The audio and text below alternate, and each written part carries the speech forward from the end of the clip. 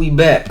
I noticed I watched back some of my old videos and I've never properly introduced myself, so I'm gonna be doing that today. My name is Malik, and on this channel we talk about a barrage of things that happen in the NBA, make prediction videos, ranking videos, which is today as a ranking video, and just do a barrage of stuff when it comes to the NBA. And without further ado, let's get into it. So, like I said, we're talking about the top 10 scores ever.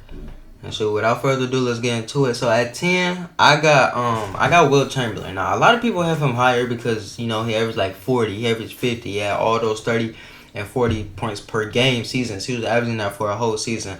And while that does seem impressive, I don't understand how somebody could just look at that and just be like, "Oh yeah, Wilt Chamberlain, he just different." Like you don't think it's some context behind that or no reasoning behind that. And if you think this is the case where he was just a freak like this, no, it wasn't just because of that. They played on a high amount of possessions per game. To put it in perspective, the average amount of possessions per game back then was 150 for the whole league. The Washington Wizards played on the most possessions out of any team last year. They played on 107. All right, and this is a scoring era, so you just let you know how inflated their numbers is. Also, Wilt Chamberlain was freakishly more athletic than any other player back then, like him and Bill Russell, of course.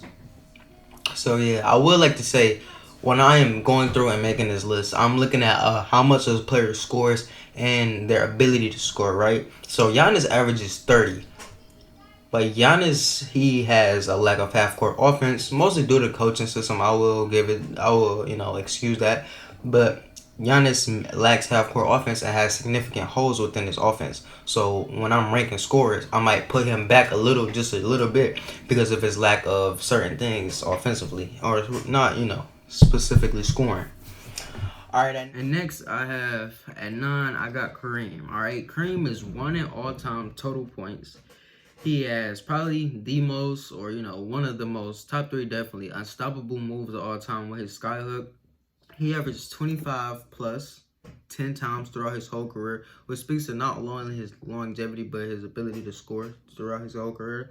He's averaged 30 plus 4 times throughout his whole career, and he has 2 scoring championships.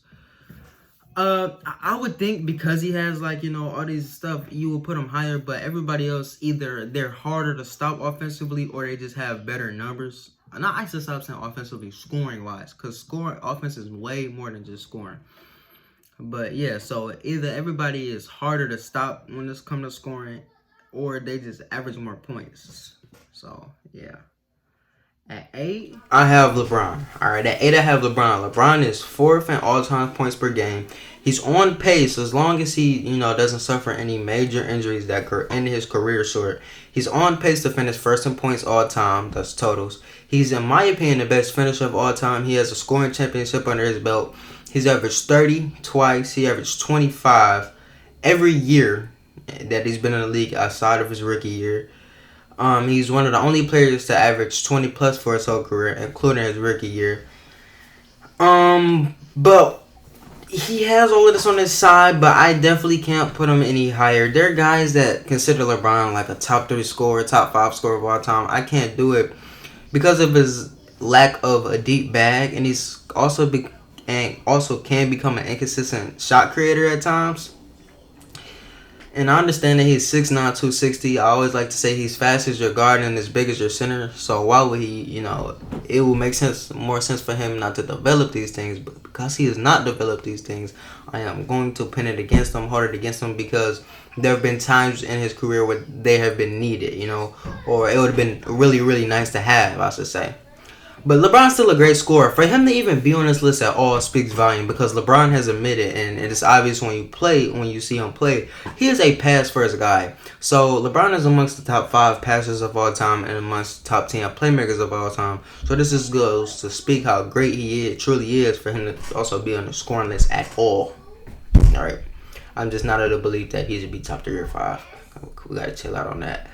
But at 7. At 7, I got Stephen Curry. Now, we already know Stephen Curry is the best 3-point shooter ever by a humongous margin. Like, if we were to put this into a hierarchy, Ray Allen and Klay Thompson, they're below him. He's in his own section by himself. His ability to score off the ball, Curry is the best off-ball scorer and shooter ever, right? In my opinion, Curry has the second best handles all time. I think Kyrie is obviously one. I think I'm gonna go Curry too after that.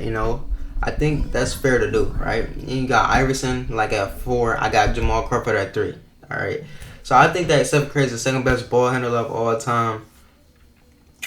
He's also only won one scoring title, and how I was saying for Kareem and LeBron, they've averaged 25 plus 11 times and 10 times. Curry's very young in his career, so I cannot sit there and say that for him. But just his ability to score from all angles of the court. And he's also amongst probably the top 10 to 20 finishers of all time with his ability, how much he knows the backboard. He's extremely skilled as well. He has one of the best floaters I've ever seen. So just small aspects like that help him when I'm making my case for him being one amongst the best scorers of all time. And he's also crazy efficient, right? We're not even going to talk about shooting 45% from 3. I don't even have to get into that stuff. His efficiency is out of this world. At 6, I have Shaq. Now, Shaq is the most unstoppable player ever. So I had to put him here because, like I said, it's a combination of how hard was it to stop you, how good are you at scoring, how much do you have in your arsenal, as well as how much are you putting the ball in the basket. Shaq has 2 scoring titles. He's probably amongst the top 3. Kareem, Hakeem, and Shaq. That's the 3 best post scorers of all time. So he's a top 3 post scorer of all time. That's not in order of anything. And he's averaged 25 plus 10 times over his career. He's never averaged 30 over his career. At any point in his career, he averaged 29.7 one year. That was his closest. And his career average could have been like LeBron's or Kevin Durant's if he would have just hung it up after 07.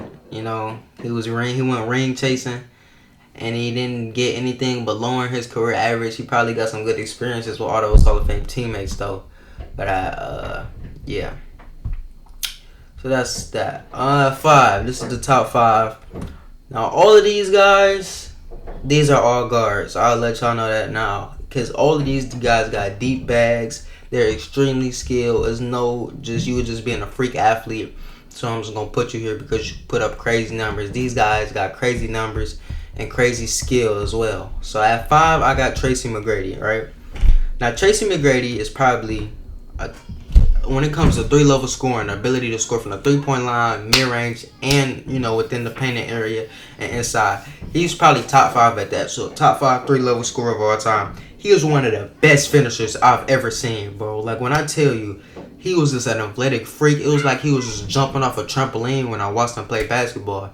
He got little small details, so, those who play basketball, what a rip-through is. He has the best rip-through in NBA history. You cannot argue with me. Tracy McGrady has the best, first step or rip-through I've ever seen in NBA history. Possible not to his career is scoring because it could be he was inefficient due to his era. He's inefficient, but it was due to his era, right? If you look at the best scorers in the 2000s, AI, Kobe, and Tracy McGrady, that's the 3 best scorers in the 2000s, right? They're all inefficient. They're all inefficient because they played in the most pure basketball era ever, right? They played in the best defensive era as well, right? So in the 2010s, this is the most pure basketball era ever because the scoring is such inflated, right? With the spacing and stuff. And then you got the 90s. I wouldn't consider that the most pure basketball era either. They still had great defense. They had the best defense ever despite not being able to handshake. So defense becomes more than just you being athletic. It becomes you being athletic and your ability, your skill at defense. Because defense, certain aspects of defense is a skill. Not athleticism though. Don't quote me on that. Athleticism is not a skill. So, of course, I was saying all this to say, of course he's going to be more inefficient because everybody in his era pretty much was. That's how that era was because of how pure it was. Tracy McGrady has averaged 25 plus 5 times throughout his career, despite his career still being injury riddled, right? So, we all know how Tracy McGrady wasn't able to finish Strong had several injuries throughout his career, but he still was able to average 25 plus 5 times over his career and have 2 scoring championships. If those injuries never happen, he might be able to go up a spot or 2 on this list. And all time, he probably go up about 10 if he never gets injured. He was just as good as Kobe at basketball. And speaking of Kobe, we got him at 4. Kobe has steadily decreased when it comes to all time. For me, I had Kobe at the best scorer of all time at one point in my life. Then I moved him down to 3, and now I have him to 4. He's averaged 33. He has averaged 33 times throughout his career. Another guy who is a top 5 3-level scorer of all time. Kobe has top 3 footwork of all time. All right, that's an extremely hard skill to develop. Like I said in a video about him being top 5 and stuff all time. He's the top 3 post-up guard of all time, and to me, he has the deepest bag in NBA history. And I don't even think that should be like a statement that somebody will argue with too much. Maybe you could like throw in like Kyrie or something, and then I'll be like, whatever. But he definitely, it's him. He's top 3 for sure. But I believe that he has the deepest bag in NBA history. He's also averaged 13 plus 25 plus 13 times throughout his career. And then Kobe is amongst the top 5 mid-range, top 10 mid-range shooters of all time. The biggest hole in Kobe's game, scoring-wise, is probably his shot IQ, because Kobe can get tunnel vision at times. But shoot, when you playing, if I could score like that too, best believe sometimes I'm going to get double and I'm still going to take the shot as well. At 3, this is surprising me. So when making this list, I thought my top 3 scorers were still going to be Kobe and the 2 I have at 1 and 2. But I actually put Harden here. Now, here's my logic behind Harden being a better scorer than Kobe, right? So he's a better 3-point shooter than Kobe. His mid-range is either just as good. I would say their mid-range is just as good, or Harden may even be better. Kobe's a better finisher, though. And Kobe's a better post player. But James Harden is more efficient. And James Harden can score on just as much volume as James Harden can score on just as much volume as Kobe, right? So Kobe had years where he averaged 35 plus. So that's why I automatically just assume, he's just a better ball handler. Scorer than James Harden. But no, he's had years of averaging 35, 33, 32. James Harden also has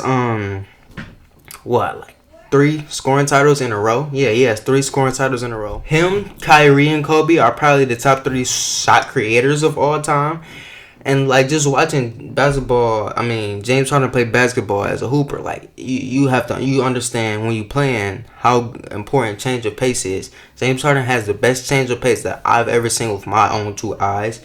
His combination of strength, size, and speed all makes him unguardable. Probably like I said, how Tracy McGrady's his first step was so great. Another one guy who just has one of the best first steps I've ever seen. His ability he can either go up strong because he's 6'6" and he's big, or he can float it over your big. Is just amazing. And just watching him play basketball in general, it's just so methodical.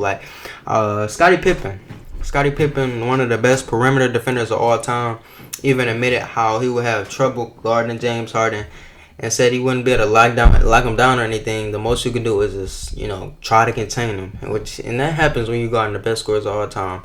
A lot of people believe that when you're one of the best defenders of all time, you can stop some of the best scorers of all time. That's not how this works.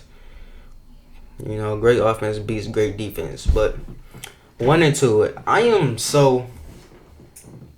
have 2 as Michael Jordan. Only reason I have him 2, well, we're going to talk about why he even up here in the first place first, right? So he's a 10-time scoring champion. 8-time he has averaged 38 times over his career. He's averaged 35 twice throughout his career. Michael had a 15-year career, and I just said for 10 years he's averaged at least 30. In 2 of those years he's averaged 35. He's one of the most athletic finishers ever. I think he's the second best finisher ever. His ability to not only finish through contact, but know when to go up and under and to avoid contact is just beautiful. Another guy with Kobe, Kobe stole all his stuff. So another guy that's one of the best post-up guards ever. Jordan has the smoothest mid-range ever. And he's just beautiful to watch, But I didn't put him 1, and I have 1 as KD. Because of his lack of 3-point shooting, and I don't think that negatively affects him too much. Like when it comes to scoring, obviously not. But Kevin Durant has no visible hole in his scoring game. So that's why I was able to put him there. But Jordan has much more volume than Kevin Durant. So what I would actually say that 1 and 2 are interchangeable. But speaking of KD, let's talk about him and give him his flowers. Kevin Durant is tied with Jordan as the best scorer of all time. He's averaged 30 plus twice throughout his career. He's a 4-time scoring champion. And like I just said, he has no hole in his scoring game. He's a great ball handler. To me, he's a top 5 3-point shooter of all time. If I had to say what's the top 5 3-point shooters of all time, you got Curry, you got Clay, you got Allen. And to me, you got Kevin Durant right there after those three, and probably like Kyle Korver, Bird, and all those guys. They can battle out for 5. But Kevin Durant's ability to not only score off the ball, because in Golden State he did have to score off the ball, but he's probably one of the best isolation players ever. He has the best hesitation pull-up ever. That move that he hits against LeBron, in LeBron's face to win a ring. And just, I don't think it's possible to see a better scorer than Kevin Durant. Maybe a guy that could score on as much volume as he did, but he's always played with other great players. So he's never had years how Jordan had earlier in his career, or how Kobe had in 2005, where he can just take as many shots as he wanted and stuff, and be the only scoring option on his team. He's always played with Russell Westbrook or Klay Thompson or Stephen Curry or James Harden. Now, the current James Harden or Kyrie Irving. But yeah, man, and that's all it is.